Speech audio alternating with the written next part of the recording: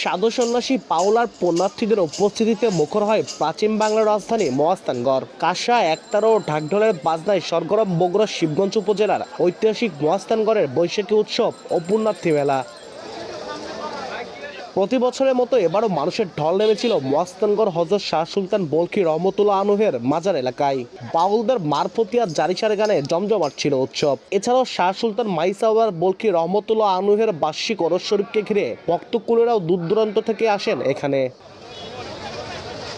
কথিত আছে, বৈশাখ মাসের শেষ বৃহস্পতিবার শাহ সুলতান মাইসাওয়ার বলখী রহমতুল্লাহ আনহু মৃত্যুবরণ করেন, অথবা রাজা পরশুরাম পরাজিত হন, অথবা শিলাদেবী আত্মহত্যা করেন। সেই থেকে প্রতি বছর বৈশাখ মাসের শেষ বৃহস্পতিবার এ মেলার আয়োজন করা হয়। নানা তরিকার, নানা ধর্মের সংসার ত্যাগীদের মহাসম্মেলনে রূপ নেওয়া এই উৎসবে কেউ আসেন নাচতে গাইতে, কেউ আসেন জিকির আজকার করতে। এখানকার মেলায় বিভিন্ন রকমের খাবার, মিষ্টান্ন আর হরেক পদের খেলনা ও প্রসাধনীর পসরার পাশাপাশি বসে মহাস্থানের প্রসিদ্ধ কটকটির দোকান। প্রত্যেক বছর বৈশাখের লাস্ট বৃহস্পতিবারে এই সম্প্রীতি মিলন মেলা অনুষ্ঠিত হয়। সমস্ত বাংলাদেশে বহুত লোকজন আসে জিয়ারত করে এবং দেওদত্ত মারিফত গান হয়। প্রতি জায়গায় আমি বেড়ালে খুব শান্তি লাগলো। প্রায় 30 লক্ষ লোক সমাগম হয় এখানে। 500 বছরের ঐতিহ্য মহাস্থান মেলা, আমরা এখানে প্রতি বছরই আসি। 50-55 বছর যাবত আমরা এই কটকটি বিক্রি করতেছি, আমরা বাপের আমল থেকে।